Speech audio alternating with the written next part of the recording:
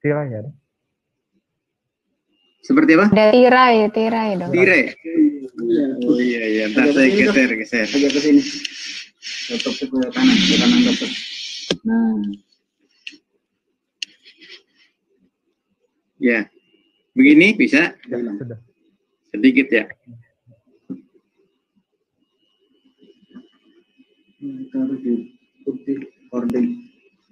Ya.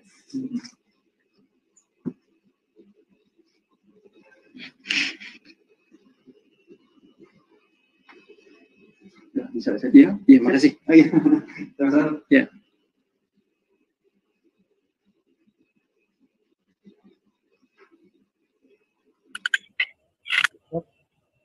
Ini sudah mulai live. Nah, ini saya tampilkan PPT dari Veron ya, dok.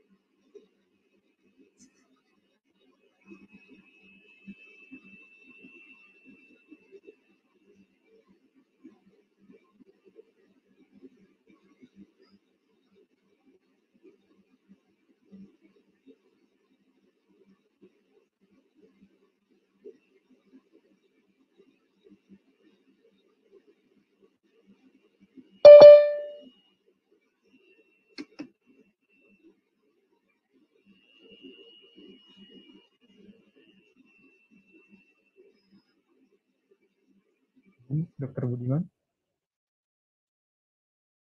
Halo, dokter. Ya, halo. Ya, sudah mulai, dokter.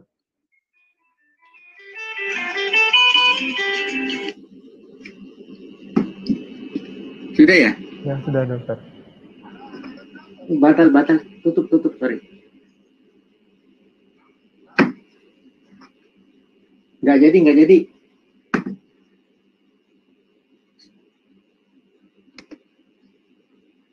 Sudah ya? Sudah, dokter. Halo? Ya, sudah boleh. Suaranya nggak keluar, Dokter Dika, tadi. Halo, dokter. Halo ya? Ya, terdengar, dokter. Maksudnya suara dari filmnya tidak terdengar? Oh, tidak ada suaranya, dokter, tadi? Iya, tidak ada suaranya. Memang tidak ada suaranya tadi PPT-nya. Oke. Ya, sudah bisa dimulai, Dokter. Baik. Bismillahirrahmanirrahim. Para profesor, senior, dan sejawat sekalian, Assalamualaikum warahmatullahi wabarakatuh. Selamat siang dan salam sejahtera bagi kita semua.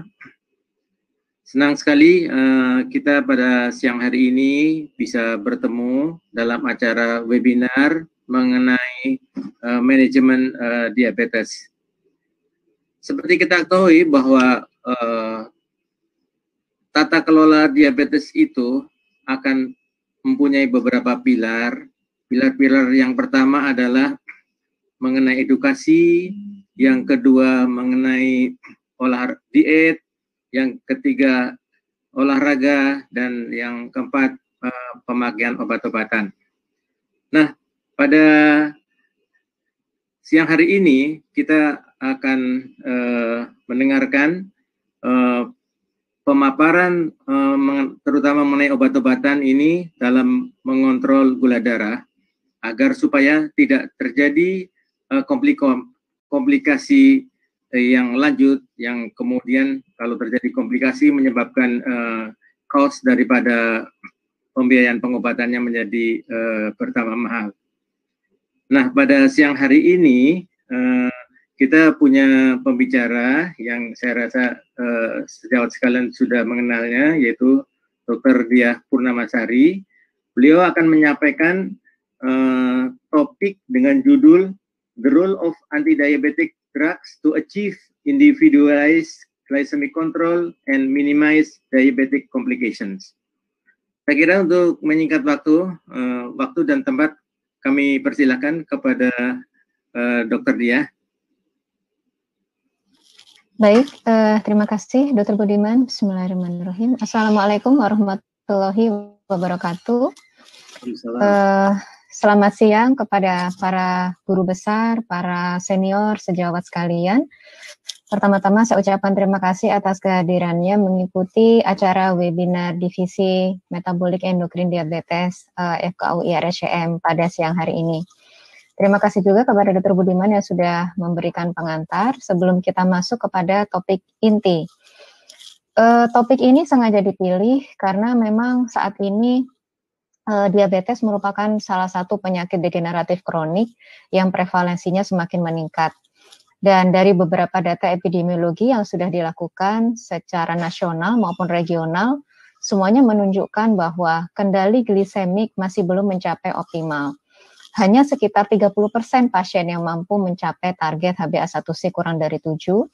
Namun di sisi lain, kejadian hipoglikemi malah cenderung belum berubah dari waktu ke waktu atau tetap terjadi kenaikan kasus hipoglikemia.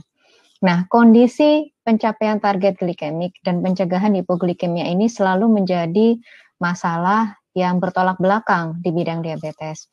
Semoga dengan adanya webinar pada kali ini kita sama-sama membuka wawasan bahwa ada golongan obat baru ya yang mungkin bisa menjadi membantu kita untuk mengatasi kondisi kesulitan pencapaian target glisemik ini.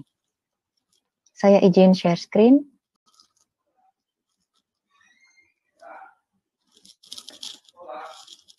Ya.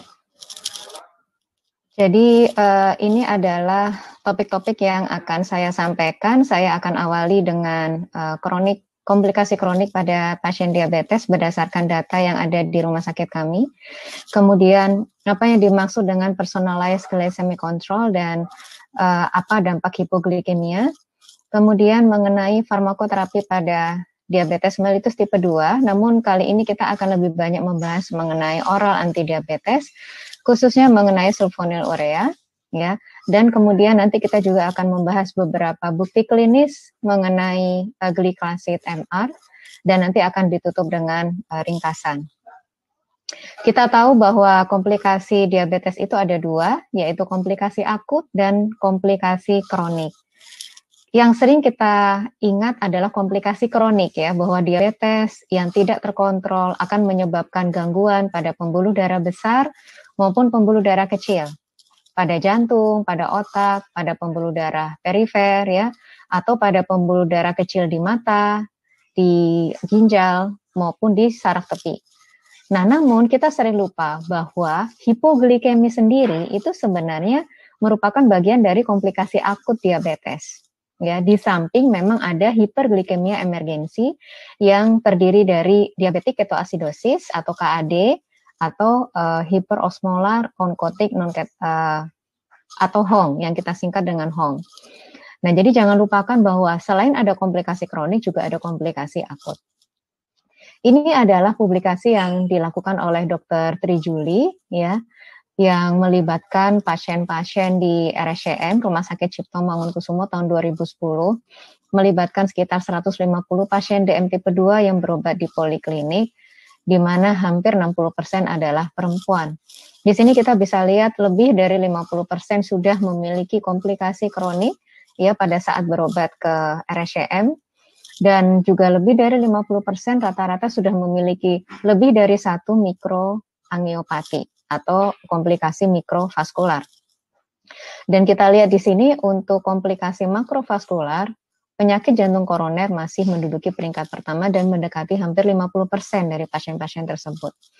Kalau kita lihat dari karakteristiknya, ternyata lebih dari 50%, yaitu sekitar 70% memiliki durasi DM lebih dari 5 tahun dan memiliki hipertensi, kolesterolnya juga lebih dari 50% masih LDL kolesterolnya masih di atas 100, padahal sebagian pasien-pasien ini juga sudah mendapatkan terapi statin, namun mungkin target pencapaian LDL-nya juga belum optimal.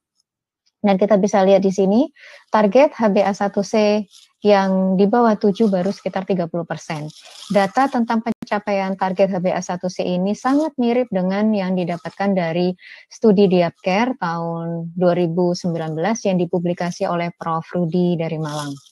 Jadi kita bisa lihat di sini ya, bahwa lamanya diabetes yang lebih dari 5 tahun, kemudian tekanan darah yang mungkin belum tercapai targetnya, pengendalian kolesterol yang belum optimal, ditambah dengan pencapaian HbA1c yang juga belum baik. Semuanya ini merupakan faktor-faktor yang menyebabkan tingginya komplikasi kronik pada pasien-pasien diabetes tipe 2 kita.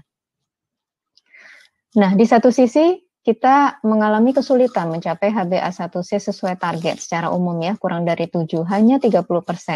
Tapi di sisi lain, kita juga berhadapan dengan hipoglikemia. Kita tahu bahwa hipoglikemia ini merupakan salah satu faktor pembatas kita pada saat kita mau melakukan adjustment terapi yang lebih agresif untuk pasien-pasien diabetes kita. Dan penyebab hipoglikemia tersering kita tahu adalah obat oral berupa insulin sekretagogue dan insulin injection. Kejadian hipoglikemia ini lebih banyak terjadi pada diabetes tipe 1 dan mungkin pada diabetes tipe 2, tidak sesering pada diabetes tipe 1. Apabila kejadian hipoglikemia itu berlangsung terus ya, dapat berhubungan dengan gangguan kognitif, kejadian aritmia jantung, hiperkoagulasi, bahkan hipoglikemia yang ringan pun akan berisiko menimbulkan peningkatan berat badan. Dan ini tentu menjadi salah satu faktor yang bisa memperburuk risiko komplikasi kronik lainnya. Ini adalah salah satu studi untuk melihat memotret di antaranya profil hipoglikemia pada pasien diabetes mellitus tipe 2 di Indonesia, IOHEAD Study. Dipublikasi oleh Prof. Rudi juga tahun 2018. Dari studi itu menunjukkan bahwa hampir semua, jadi pada diabetes tipe 1 100%, pada diabetes tipe 2 99%, hampir semua penyandang diabetes itu pernah mengalami hipoglikemia, ya. Dan kalau kita hitung kejadiannya patient per year, maka kita lihat di sini pada tipe 1 3 kali lebih tinggi daripada pada pasien tipe 2. Nah, sehingga dari sini kita bisa lihat di satu sisi kita perlu terapi yang lebih optimal. Di satu sisi kita berhadapan dengan hipoglikemi. Sehingga disinilah diperlukannya individualized treatment ya, individualized glycemic target, pasien tiap pasien untuk mencegah kejadian hipoglikemi. Di satu sisi kita juga ingin mencapai target glikemik yang optimal. Ini kita bisa lihat di guideline ada ya, yang terakhir kita bisa lihat di sini ada banyak faktor yang berperan pada target pencapaian treatment pada pasien diabetes tipe 2 secara umum. Namun kalau kita melihat dalam segi pemilihan terapi, di sini selalu kita diingatkan tentang individualisasi target HbA1c, di antaranya efek obat terhadap kejadian peningkatan berat badan dan hipoglikemia atau mungkin efek samping obat, kompleksitas terapi yang kita berikan. Termasuk juga bagaimana kemudahan pasien mendapatkan obat tersebut, berapa harganya, dan ketersediaannya di fasilitas kesehatan tempat dia berobat. Ini adalah panduan tata laksana diabetes mellitus tipe 2 dari Perkeni tahun 2019 yang terakhir. Kita bisa lihat di sini ada berbagai macam farmakoterapi yang bisa kita gunakan untuk mengelola pasien diabetes tipe 2. Dimulai dengan penggunaan insulin sensitizer, tentu bersamaan dengan modifikasi gaya hidup. Dan bisa dikombinasi dengan golongan yang lain seperti sulfonylurea, penghambat glukosidase alfa, glitazon, ya, golongan inkretin, maupun penghambat SGLT2. Nah, semuanya ini akan disarankan untuk dilakukan monitoring berkala untuk mencapai target HbA1c. Setiap belum mencapai target HbA1c disarankan untuk melakukan kombinasi terapi agar kejadian komplikasi mikrovaskular terutama bisa kita tekan. Di antara obat-obat yang tadi kita sebutkan, kalau kita lihat di sini ya, kita bisa lihat dari berbagai jenis obat seperti metformin, GLP-1 reseptor agonis, penghambat SGLT2, penghambat DPP4, ini akarbus, glitazon, sulfonylurea.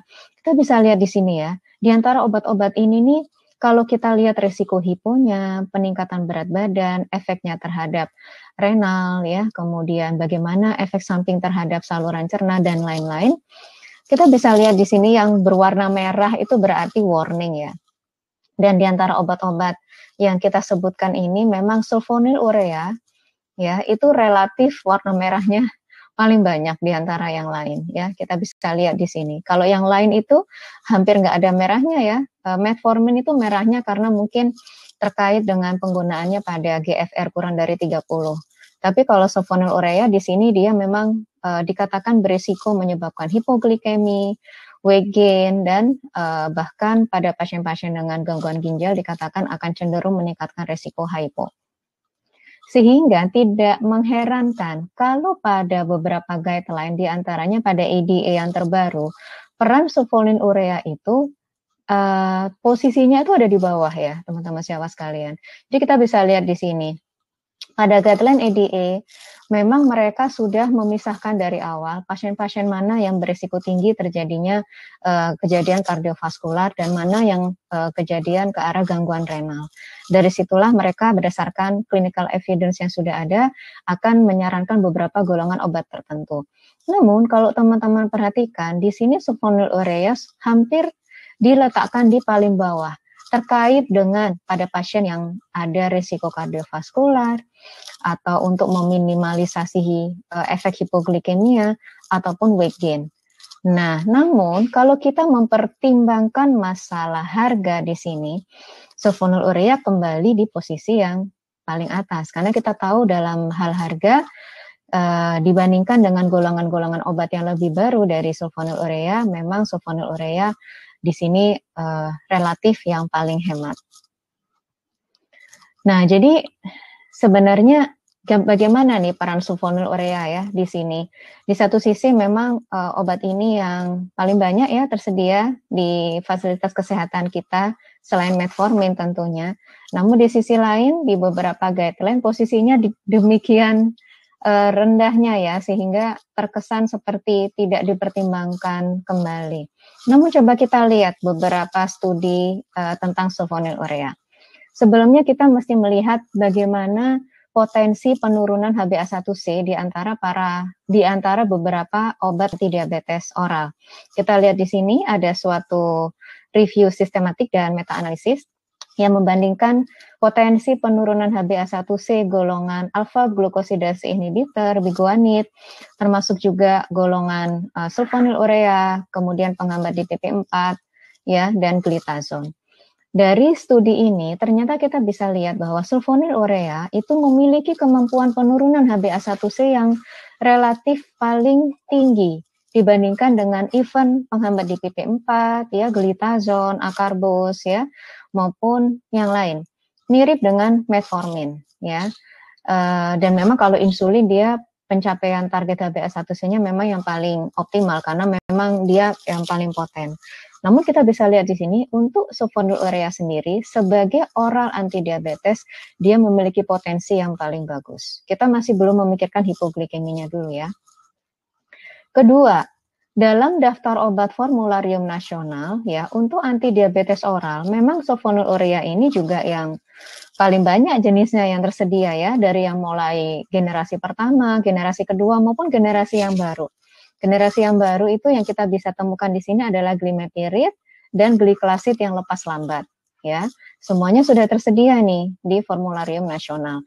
Di samping dengan obat-obatan lain seperti biguanid, glitazon maupun akarbos. Nah, itu yang kedua. Yang ketiga, ada studi Diabcare Asia tahun 2012 yang tadi saya sampaikan dilaporkan oleh Prof. Rudi dan kawan-kawan di Medical Journal of Indonesia tahun 2019. Dari studi itu menunjukkan bahwa 2 oral antidiabetes yang paling sering digunakan di Indonesia adalah metformin dan sulfonylurea. Ya, karena memang 2 itu yang paling available ya di negara kita. Mirip seperti yang ditemukan pada studi-studi lokal lainnya. Nah, jadi kita di sini berhadapan dengan 2 hal ya, teman-teman sejawat sekalian. Di satu sisi kita berhadapan dengan risiko hipoglikemia dan peningkatan berat badan untuk penggunaan sulfonylurea. Tapi di sisi lain, sulfonylurea ini merupakan oral antidiabetes yang paling poten dalam hal penurunan HbA1c. Harganya juga relatif paling murah di antara obat antidiabetes lain yang relatif baru dan ketersediaannya juga cukup ya di vaskes-vaskes di Indonesia. Nah, dari sinilah kita mungkin perlu melihat kembali ya, apakah semua sulfonylurea itu sama ya? Apakah sama efek hipoglikeminya dan weight gain-nya itu semua sama? Nah, untuk menjawab itu semua mungkin kita perlu melihat beberapa golongan sulfonylurea yang ada. Kita tadi sudah sempat menyampaikan ada sulfonylurea generasi baru. Di sini kita sebut dengan generasi ketiga, yaitu ada glimepirid dan ada glikasid MR. Yang akan kita bahas pada pertemuan kita kali ini adalah glikasid MR. Kita bisa lihat di sini ya, duration action-nya lebih dari 24 jam.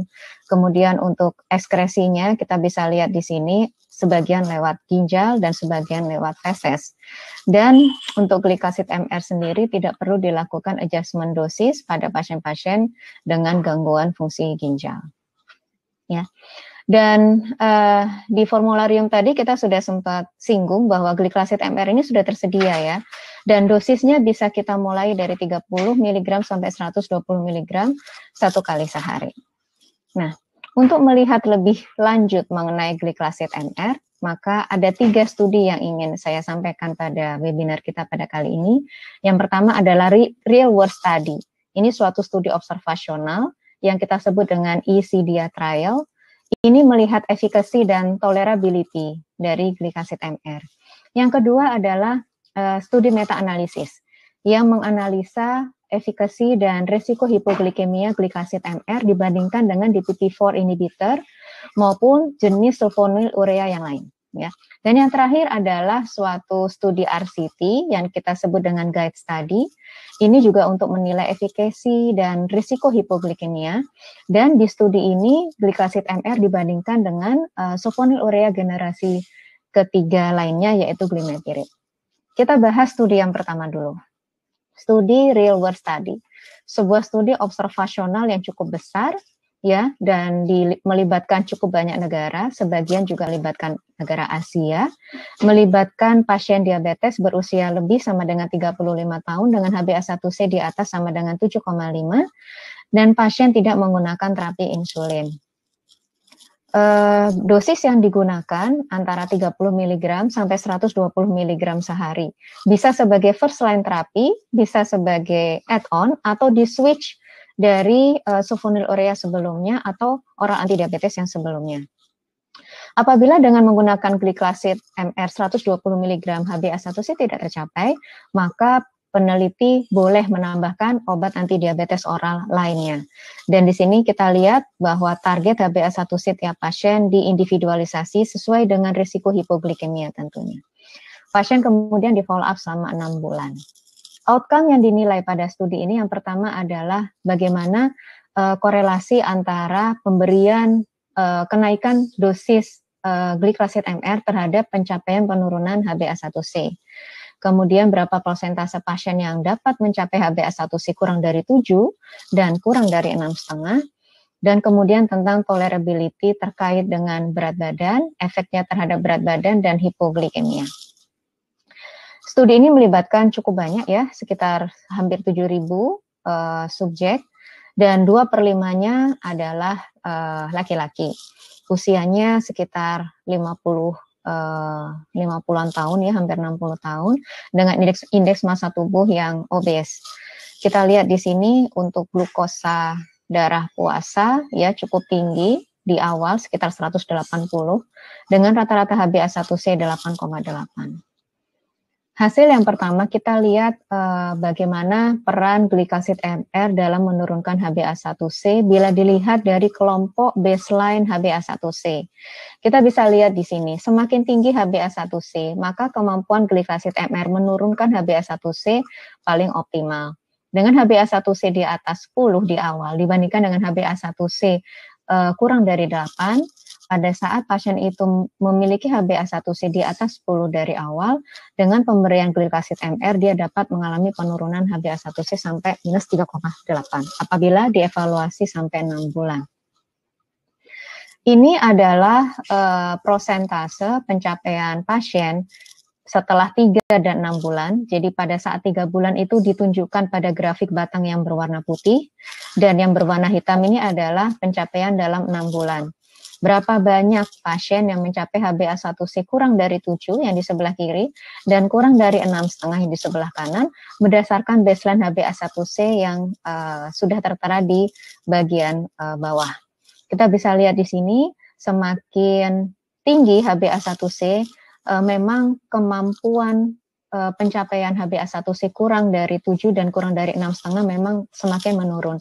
Hal ini bisa kita pahami bahwa sangat mungkin pasien-pasien dengan HbA1c yang sudah sangat tinggi ini memiliki defisiensi insulin yang sudah cukup berat dan mungkin sudah perlu kombinasi dengan terapi insulin.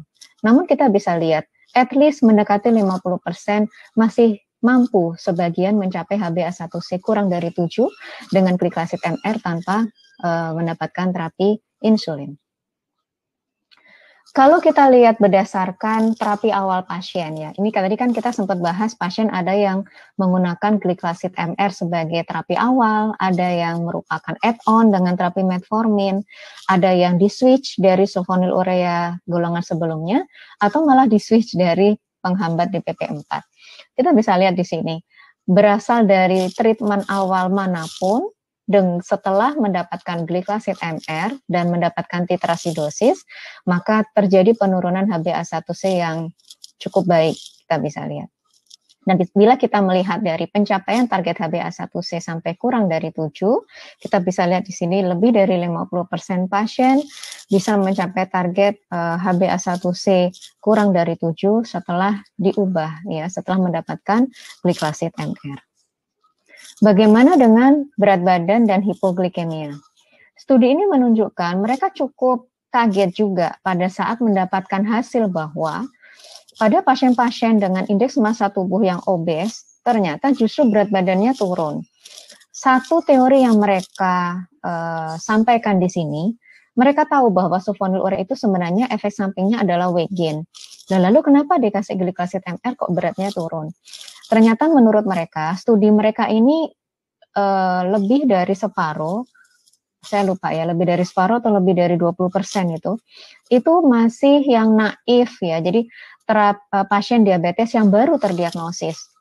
Sehingga mungkin dengan pemberian edukasi yang cukup baik dan pasien juga komit dalam menjalankan pengaturan diet dan olahraga, sehingga mereka cukup mampu tidak mengalami kenaikan berat badan atau bahkan mengalami penurunan berat badan.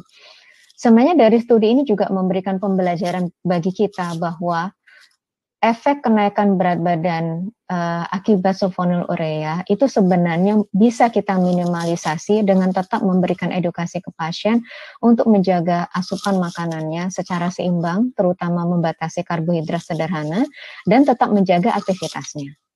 Lalu bagaimana dengan hipoglikemia? Untuk hipoglikemia di sini ternyata kejadiannya sangat kecil dan tidak menimbulkan kematian pada pasien ya, dan disinyalir dipikirkan saat itu akibat titrasi glikasid MR yang cukup agresif.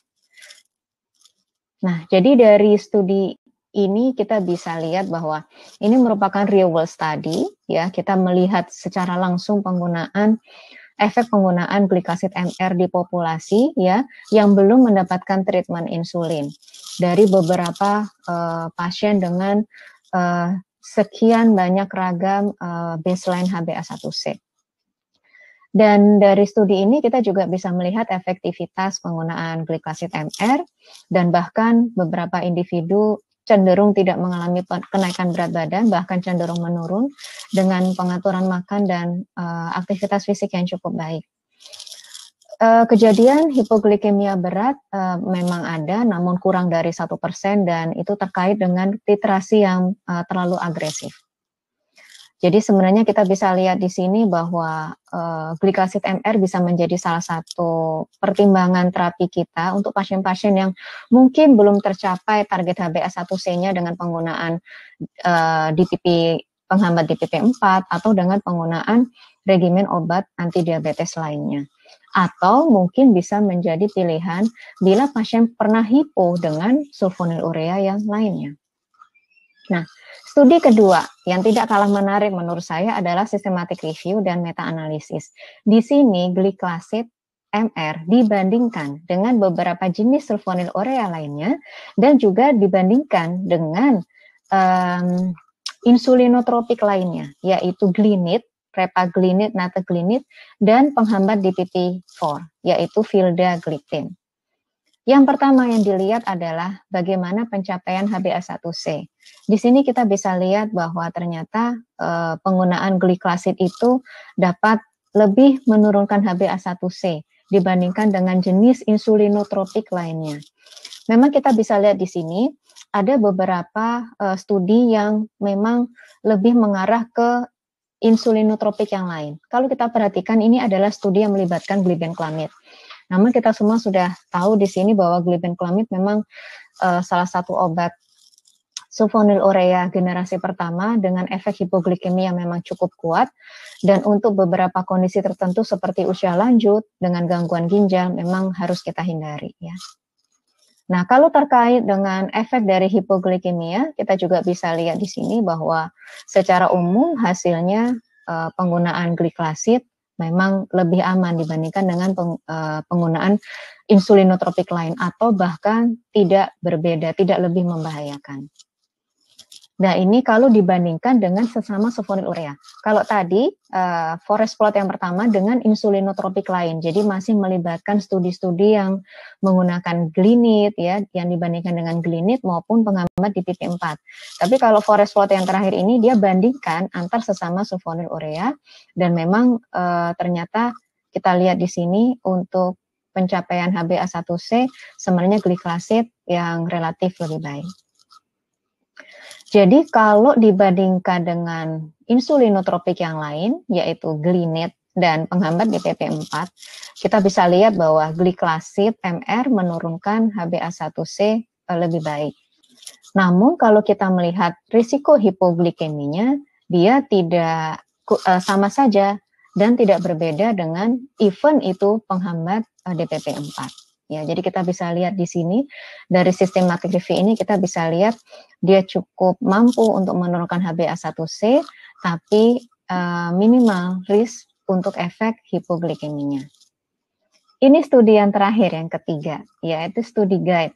Ini adalah RCT yang membandingkan antara penggunaan gliclazid MR dosis 30 sampai 120 mg sehari dibandingkan dengan penggunaan glimepirid 1 sampai 6 mg sehari, ya, baik sebagai terapi monoterapi atau kombinasi terapi dengan terapi sebelumnya, ya. Studi ini juga menunjukkan bahwa terkait dengan pencapaian HbA1c, kita bisa lihat di sini setelah observasi selama 27 minggu, baik kelompok yang menggunakan gliclazid MR maupun kelompok yang menggunakan glimepirid sama-sama bisa mencapai target HbA1c, ya. Pencapaiannya kurang lebih sama, tidak berbeda, ya. Namun kalau dilihat dari kejadian hipoglikeminya, ternyata kelompok dengan gliclazid MR memiliki risiko hipoglikemi yang lebih rendah sebanyak 50% dibandingkan dengan kelompok yang menggunakan glimepirid. Satu lagi slide yang mungkin perlu saya tunjukkan mengenai kejadian severe hypoglycemia dari beberapa RCT yang menggunakan sulfonylurea. Kita bisa lihat di sini untuk sulfonylurea yang digunakan rata-rata memang yang berisiko meningkatkan severe hypoglycemia adalah seperti misalnya glimepirid atau sulfonylurea lainnya. Di sini gliclazid MR pada studi advance tahun 2008 memang dia berhubungan dengan severe hypoglycemia terkait dengan terlalu ketatnya target HbA1c yang ingin dicapai, ya. Jadi dari sini pentingnya sebenarnya kita harus memisahkan ini obatnya yang bikin hipoglikeminya atau target kita yang terlalu ketat untuk pasien gitu ya. Jadi memang kita harus mengkombinasikan antara efek dari obat dan target kita. Karena terbukti dengan studi-studi yang lain seperti guide study dan studi oleh Foley dan kawan-kawan, penggunaan gliclazid di sini ya tidak menimbulkan hipoglikemia berat. Ini sengaja saya tampilkan di sini, ini ada obat Vonilin MR ya, ini adalah gliclazid MR.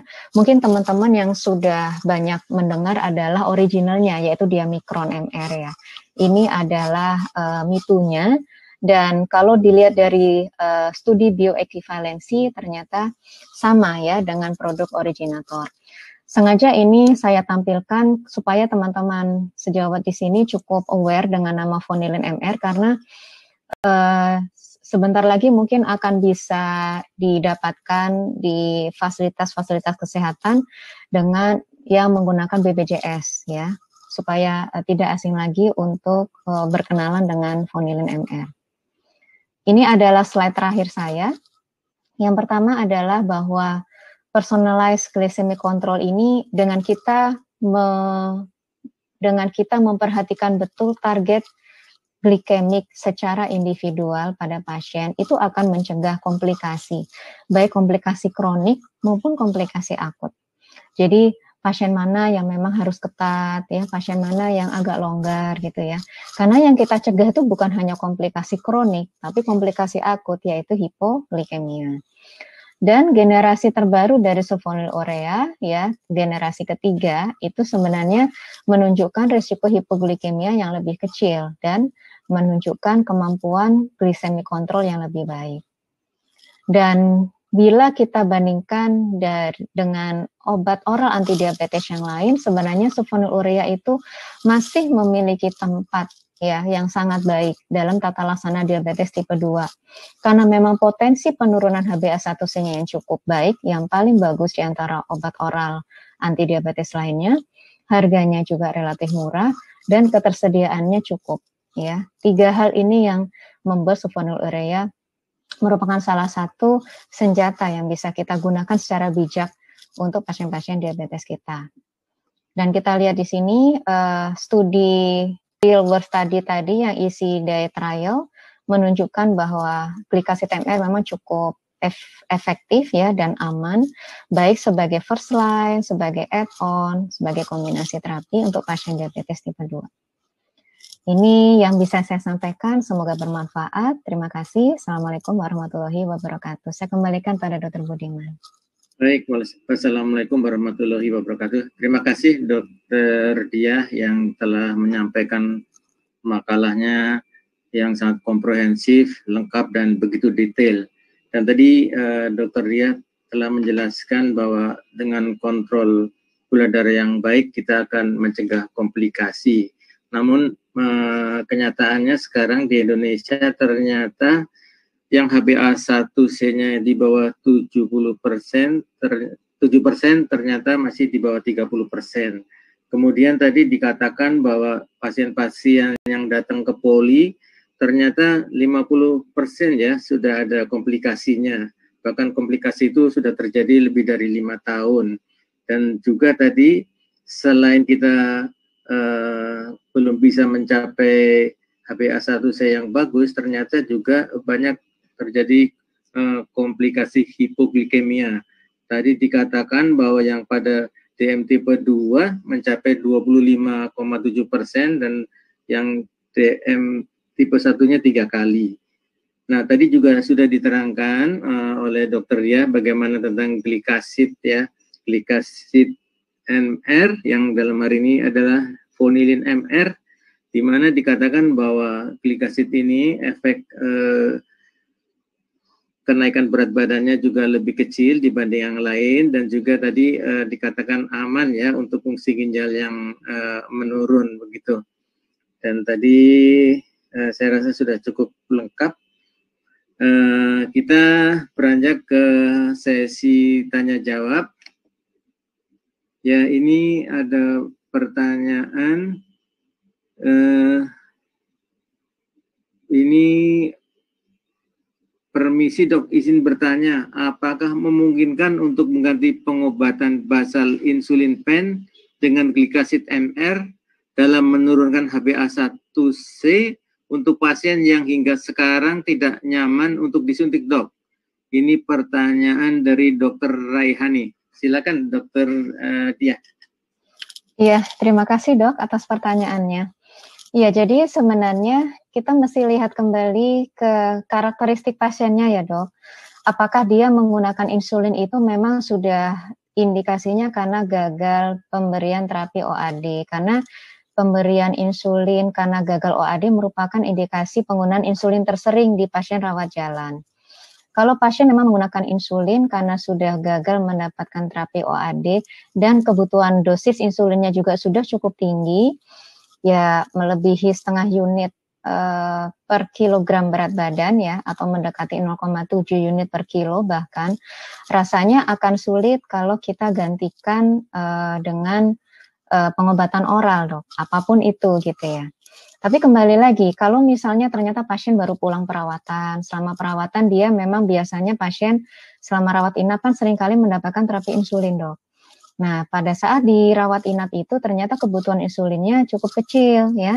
Dan pada saat pasien pulang karena memang belum pernah mendapatkan terapi injeksi sebelumnya, seringkali memang mereka keberatan untuk pulang dengan insulin. Nah, kita bisa coba memberikan obat oral anti diabetes. Salah satunya yang bisa kita coba ya si sulfonylurea atau glikasid MR ini dok.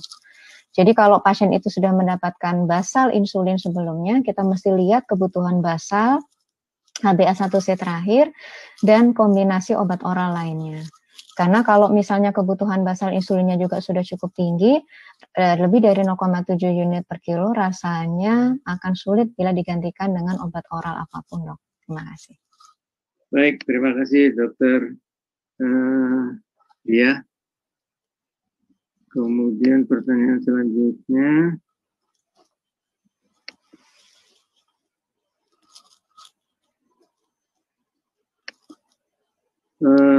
Dokter Dia, kalau misalnya begini ya,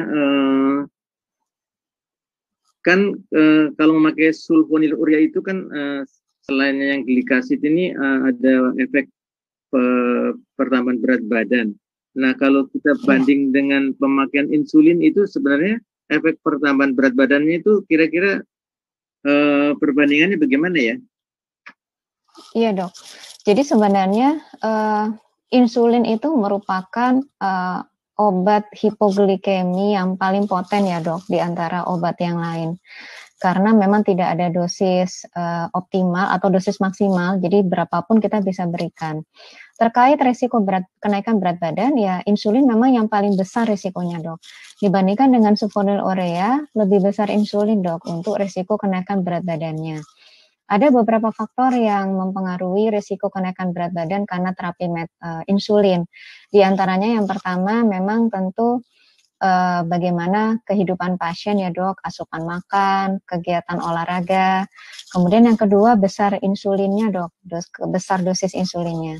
Dan yang ketiga, apakah pasien juga dikombinasi dengan insulin sensitizer seperti biguanid atau metformin.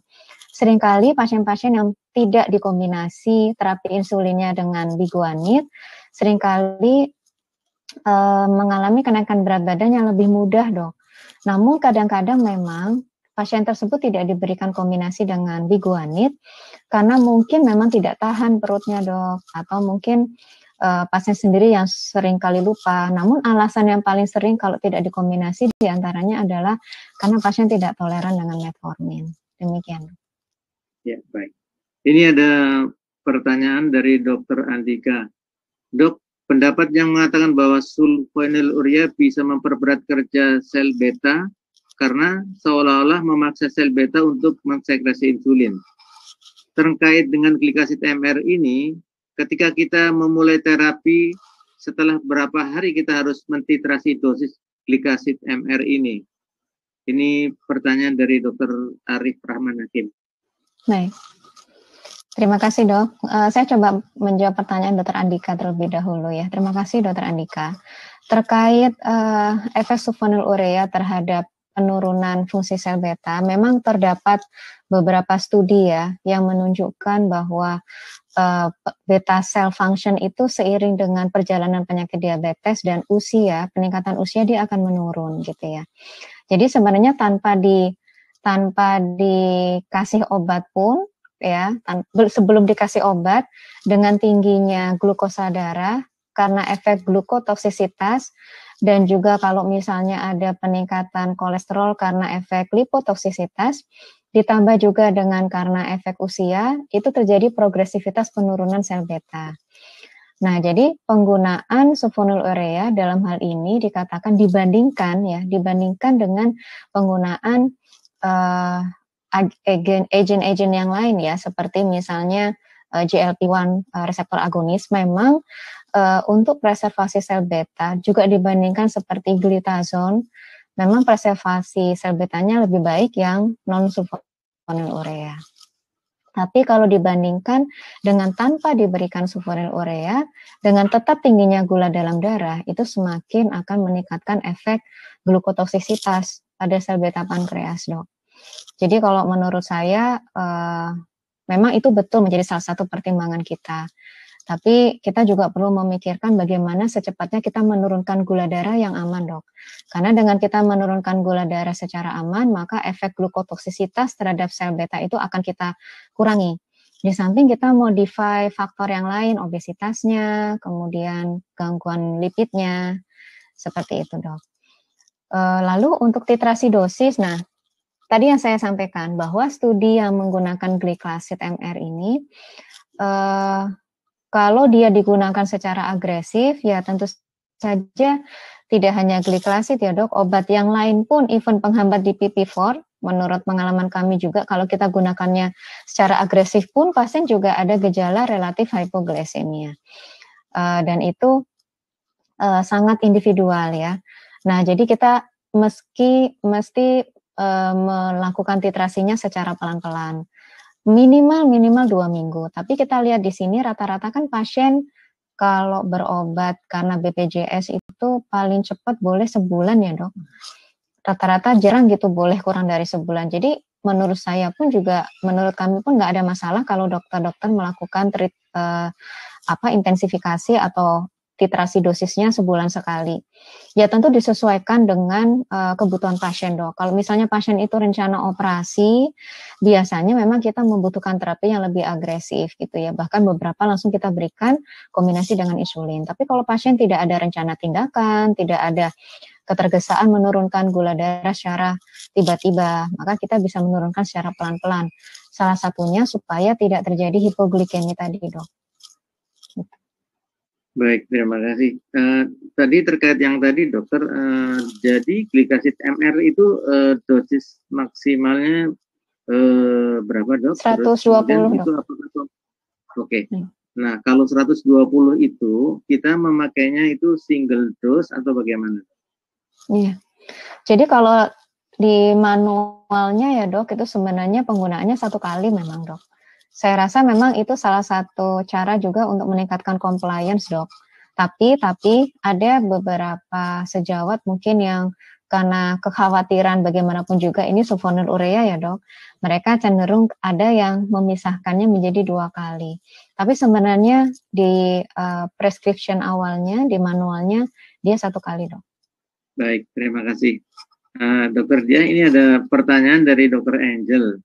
Selamat siang dok, saya mau menanyakan bagaimana tata laksana diabetes setelah dual terapi, akan tetapi HbA1c masih di atas 7,5. Apakah akan selalu tetap melanjutkan dengan 3 obat atau mulai dengan insulin? Terima kasih dok. Iya, terima kasih Dr. Angel. Jadi begini, kalau kita lihat di panduan, setelah pasien itu mendapatkan 2 macam terapi oral anti diabetes, nah pada saat HbA1c-nya belum tercapai, bisa saja di atas 7,5, bisa aja di atas 8, tergantung dari target HbA1c pasien masing-masing. Mungkin juga pasien kita targetkan cukup di 7,5 gitu ya, ada juga. Ada pasien yang kita targetkan cukup 8, karena dengan pertimbangan beberapa karakteristik klinisnya. Namun apabila penggunaan kombinasi obat oral 2 macam ini, target HbA1c-nya masih belum bisa kita capai, ya mungkin selain kita perlu mengevaluasi gaya hidup pasien, cara makan obat yang baik, keteraturannya, kita juga perlu memikirkan, ini kita mau menambahkan agent ketiga, obat oral ketiga, atau kita dapatkan insulin.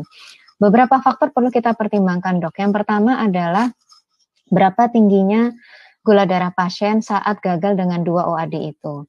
Berapa HbA1c-nya saat itu. Semakin tinggi HbA1c-nya, kemungkinan penggunaan obat oral ketiga akan beresiko gagal juga untuk mencapai target terapi. Tapi kalau misalnya HbA1c pasien saat itu sudah mendekati target kita, mungkin kita cukup perlu menambahkan obat oral saja dok. Yang kedua, berat badan. Kita tahu bahwa dengan kita mengkombinasikan dengan insulin secara dini, betul kita bisa mencapai target glikemik yang lebih baik di awal.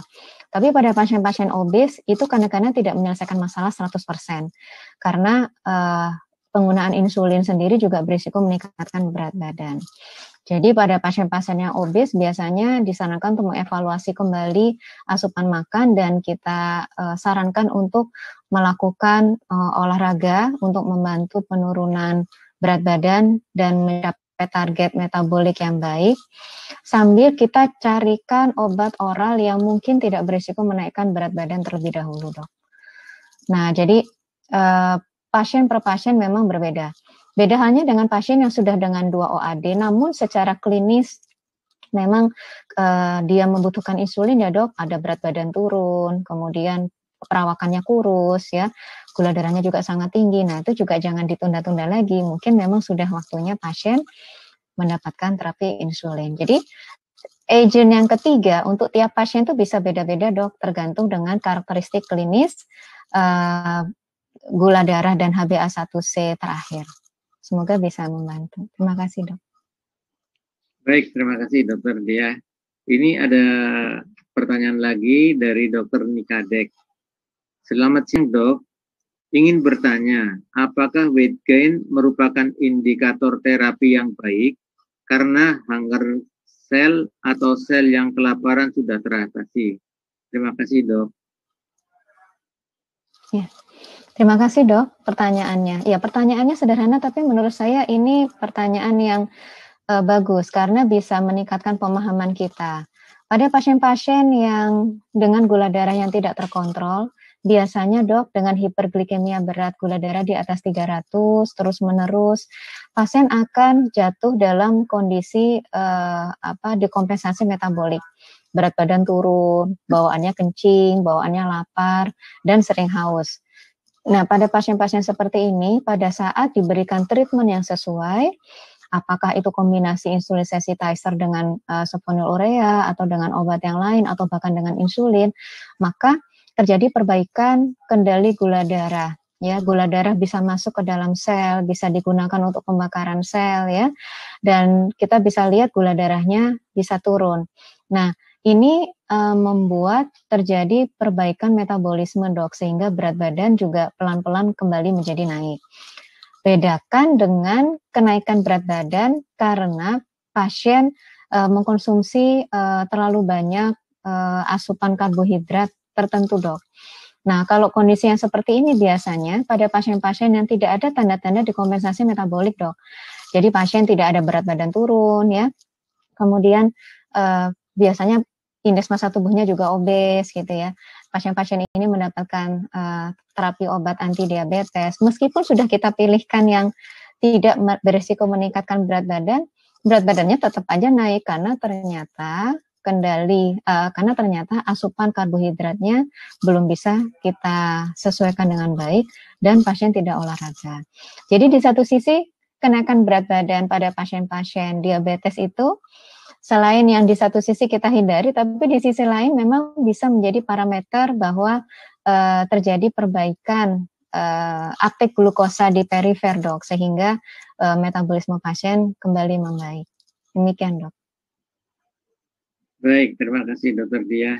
Jadi tadi di dalam makalah juga dikatakan bahwa glikasid MR itu ekspresinya 60-70% lewat ginjal ya, Dok? Iya, kurang dari 60%, Dok. Ya, jadi kenapa glikasid MR itu baik atau tidak ada perubahan dosis pada orang yang ada penurunan fungsi ginjal? Iya, Dok. Jadi glikasid MR ini dia diekskresikan lewat ginjal juga, Dok, tapi sebagian. Jadi kurang dari 60%, mungkin sekitar 50% ya, Dok, dan sisanya lewat feses. Dan dari beberapa studi menunjukkan memang pada penggunaan pasien dengan gangguan ginjal, dia tidak perlu dilakukan adjustment dosis. Dalam arti kita tetap melakukan titrasi dosis sama seperti pasien-pasien yang tidak ada gangguan ginjal, namun tetap mempertimbangkan risiko hipoglikemia dalam arti secara umum, Dok. Jadi kalau misalnya pada pasien dengan CKD, misalnya 3B atau CKD stage 4, di mana kita masih memerlukan sulfonylurea karena misalnya pasien tidak bisa terkendali hanya dengan penggunaan DPP-4 atau penggunaan sulfonylurea jangka pendek lainnya seperti gliclidone, mungkin kita bisa coba menggantinya dengan glikasid MR ini, namun melakukan titrasinya harus lebih pelan-pelan, Dok. Tapi masih bisa digunakan meskipun dia long acting. Baik. Tadi Dokter Dia, ini sebelum ada pertanyaan yang lain, tadi ada studi yang membandingkan antara glimepirid dan glikasid MR ya. Ya. Pada akhir penelitian tersebut ternyata efek pencapaiannya antara glimepirid dan glikasid itu sama ya, Dok ya. Jadi kalau melihat efek dari glikasid kita nggak usah terlalu cepat-cepat ya, Dok, karena dia ininya lama ya tercapainya. Oh iya, betul, Dok. Betul, Dokter Budiman cukup teliti melihat grafik. Betul, Dok. Kalau dokter perhatikan memang di awal-awal kesannya glimepirid lebih cepat turun ya, Dok. Tapi setelah penggunaan 24 minggu, berarti 6 bulan ya, Dok. Ternyata HbA1c yang dicapai sama, Dok. Ya. Berarti dari grafik itu juga bisa menerangkan bahwa memang efek hipoglikemik daripada glikasid MR akan lebih rendah daripada glimepirid, begitu ya, Dok? Betul, lebih kurang 50% lebih rendah. Ya. Jadi cukup efektif ya kita pemakaiannya glikasid MR. Kalau Dokter Dia udah tahu bocorannya kapan nih keluar ke BPJS nih? Sebenarnya sih, Dok, kita sekarang sudah ada original produknya, Dok, dan sudah bisa diresepkan. Kalau di RSCM sudah bisa diresepkan, Dok. Cuman saya kurang tahu bagaimana availability-nya di rumah sakit rujukan yang lain. Namun saya dengar sebentar lagi produk original ini akan di-replace oleh fonilin ini dok. Jadi sengaja memang webinar ini disampaikan untuk lebih mengenal gitu dok, bahwa ini ada produk baru ya. Namun dari studi bioequivalensinya dia sama dengan produk originator. Jadi ya mungkin sebentar lagi akan rilis sih dok, karena memang sudah di-approve oleh BPJS sebagai satu-satunya produk Glyclacid MR yang bisa diakses dari BPJS dok. Baik, ini dokter ada pertanyaan dari dokter Agnes. Izin bertanya dokter, bagaimana cara penggunaan dalam hal dosis awal, peningkatan dosis bertahap, dan kombinasi dengan metformin untuk vaskes tingkat pertama? Terima kasih dokter sebelumnya. Iya, terima kasih dok. Pertanyaannya bagus sekali. Iya, kalau kita di vaskes, saya tidak tahu ya dok, apakah tersedia juga ini Glyclacid MR ini. Tapi kalau metformin saya tidak meragukan lagi. Insya Allah kalau metformin itu hampir tersedia ya dok di hampir semua vaskes. Dan kalau kita melihat pada guideline, biasanya memang first line terapi kita tuh rata-rata metformin. Bisa kita menggunakan selain metformin pada pasien yang tidak toleran dengan metformin dok. Jadi makanya pada studi real world study isi diet trial pada penggunaan Glyclacid MR ini, dia juga bisa sebagai first line terapi, tapi kebanyakan dia sebagai kombinasi terapi add-on dengan metformin. Nah, pada saat add-on dengan metformin dok, biasanya pasien-pasien yang sudah dengan dosis optimal metformin yang dia bisa toleransi, namun glukosa darah belum tercapai, maka dikombinasikan agent yang kedua. Nah, salah satunya adalah sulfonylurea, karena memang dia paling mudah diakses ya dok di vaskes. Nah, salah satunya mungkin yang bisa dipilih memang Glyclacid MR ini. Dokter bisa mulai dosis paling kecil dok, 30 mg. Dia sih satu tabletnya 60 dok. Cuman dokter karena di situ ada pembatas di tengah ya, jadi pasien bisa lebih mudah untuk membelah sendiri obatnya, dan memang boleh dibelah dok, boleh dibelah dan bisa dimulai separuh tablet terlebih dahulu sebelum makan 1 kali sehari dok, dan ini bisa dinaikkan secara bertahap ya, boleh setiap 2 minggu atau bahkan 1 bulan dengan dosis maksimal 120 mg. Sebelum menaikkan dosis, kita mesti pastikan pasien tidak ada hipoglikemi dulu ya dok, baru dosis dinaikkan. Seperti itu. Baik, jadi dokter ya, bahwa kalau di vaskes tingkat pertama obat yang ada adalah kan metformin. Iya, artinya pemakaian daripada Glyclacid itu kan lebih ditujukan kalau gula darah postprandialnya tidak terkontrol ya. Iya dok. Apakah ada patokan tertentu dok untuk yang postprandial ini? Kira-kira berapa yang dikasih 30, kira-kira berapa yang dikasih 60 gitu dok? Iya, kalau saya perhatikan dari isi diet trial itu dok, mereka tidak menunjukkan postprandialnya dok, jadi agak susah. Mereka menunjukkannya baseline fasting dok, baseline fasting dan baseline HbA1c. Tapi saya bisa lihat di sini, mungkin baseline fasting pun bisa turun kalau kita bisa mengendalikan postprandial juga kan dok? Iya, dan di situ saya coba lihat di metodenya, mereka tidak menunjukkan secara rinci, hanya menampilkan di situ bahwa peneliti dengan bebas dapat memulai terapi terapi Glyclacid MR-nya mulai dari 30 mg gitu dok. Ya. Baik dokter ya, terima kasih. Ini karena sudah diingatkan panitia katanya waktunya sudah habis ya. Terima kasih sekali atas kehadiran dari sejawat sekalian yang sudah mengikuti webinar ini ya. Dan tadi dalam webinar ini telah diterangkan bagaimana cara kita untuk mengurangi komplikasi, yaitu agar secepatnya kita bisa mengontrol gula darah sehingga komplikasinya bisa menurun. Dan dalam hal ini Glyclacid MR ini punya efek yang sangat baik karena dia efek hipoglikemiknya lebih rendah, dan juga efek pertambahan berat badannya juga lebih rendah, dan juga bisa dipergunakan pada fungsi ginjal yang menurun. Dan kemudian Glyclacid MR ini, fonilin MR ini akan tersedia di vaskes tingkat pertama. Demikian, terima kasih atas kehadiran sejawat sekalian.